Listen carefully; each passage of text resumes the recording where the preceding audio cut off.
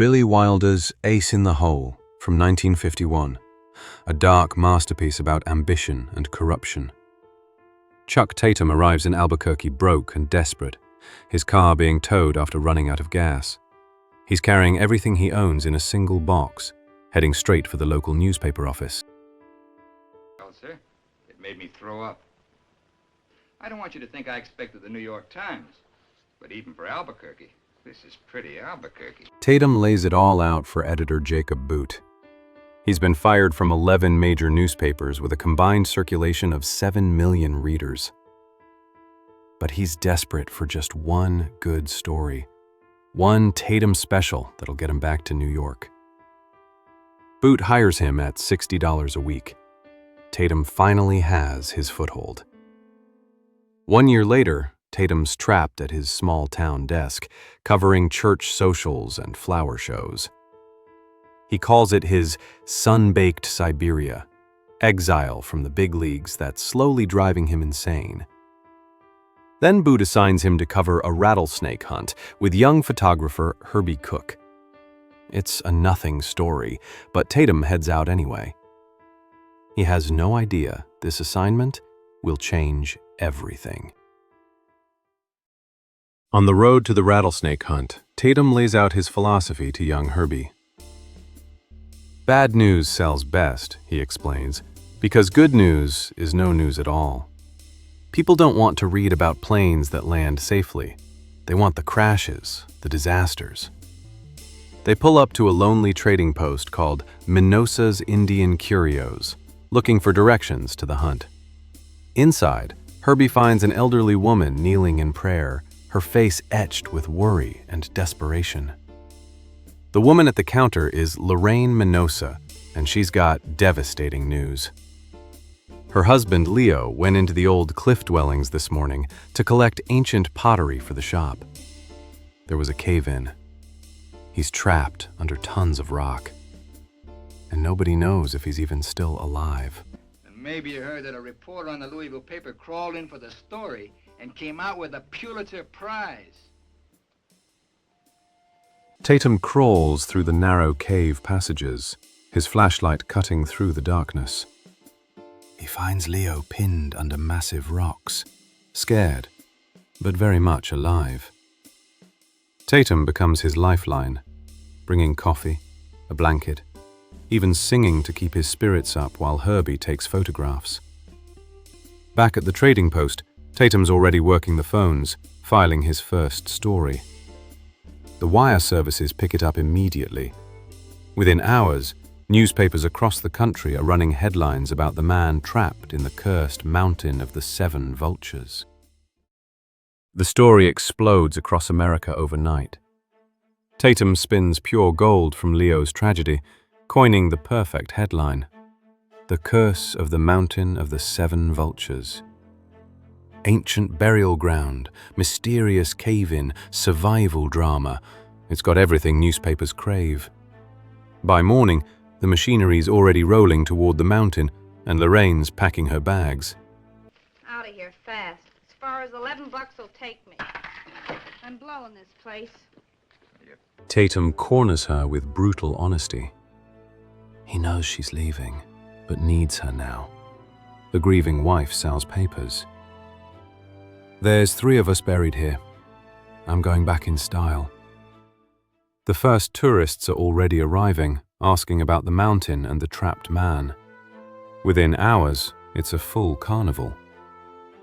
Reporters pay admission, concession stands sell hamburgers, families drive hundreds of miles to gawk. Tatum calls them Mr. and Mrs. America, buying souvenirs while Leo suffocates underground.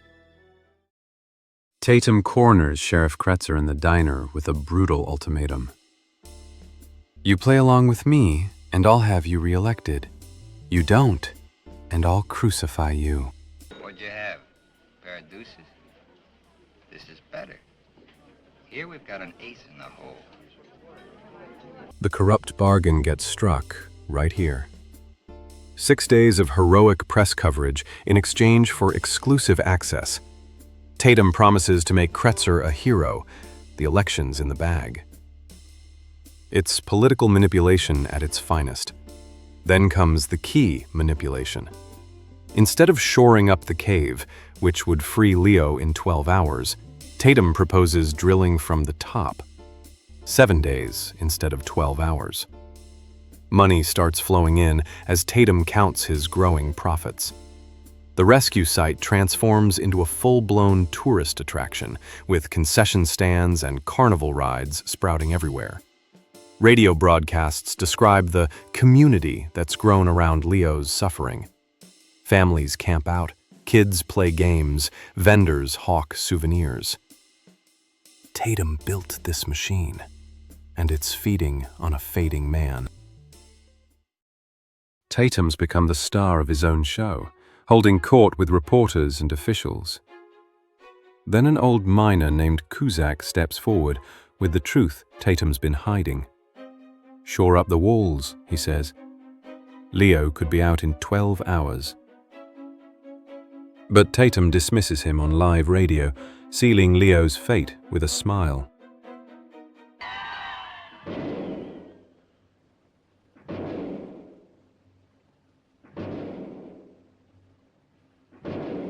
Inside the cave, Leo's breaking down. The drilling is like crooked nails through his head, Tatum's chosen torment method. Outside, they're singing songs about Leo while he's fading underneath their feet. Tatum keeps performing, telling Leo's family he's fine, smoking cigars. All lies. Then Tatum calls Nagel, his old editor who fired him. $1,000 a day, he demands. The rescue, the dying man, the whole circus. It was never about saving Leo. It was always about the comeback.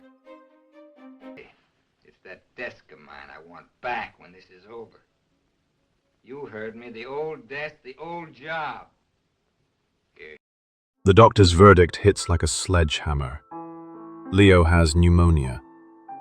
12 hours to live. Tatum's scheme collapses.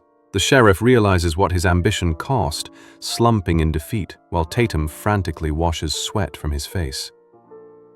The sheriff plays with his pet snake, casual as ever, while Leo's fading below. Tatum makes the call. They have to switch to the faster rescue. Not to save Leo, but to save his story. "The guy in there is fading," he tells Kretzer. "That's no good for my story." Even now, it's all about the headlines. But then Smollett arrives with the news that changes everything.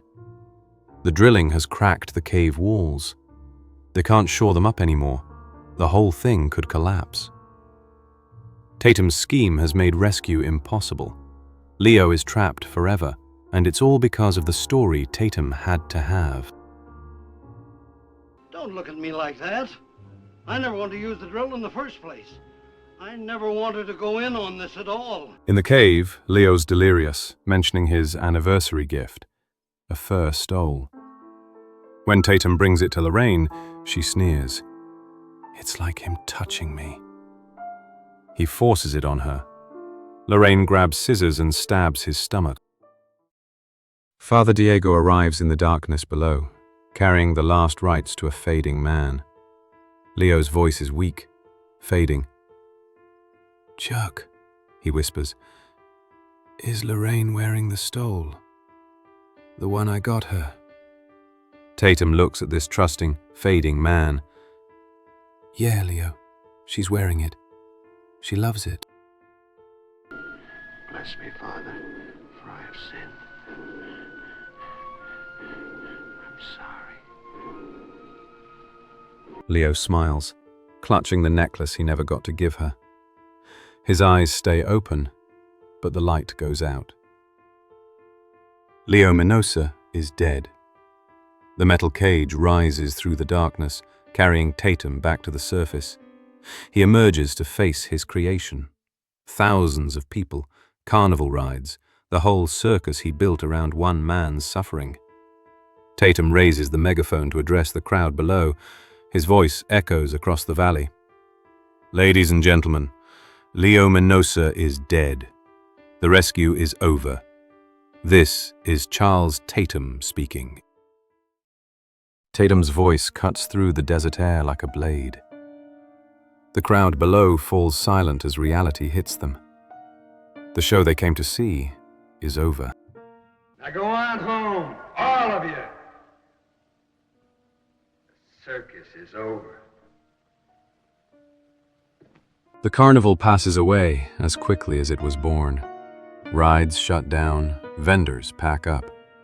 The other reporters circle like vultures, taunting Tatum as word comes down from New York. Nagel fires him over the phone.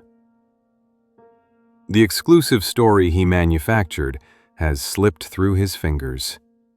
Desperate, Tatum tries one last gambit. He calls Nagel back with the truth.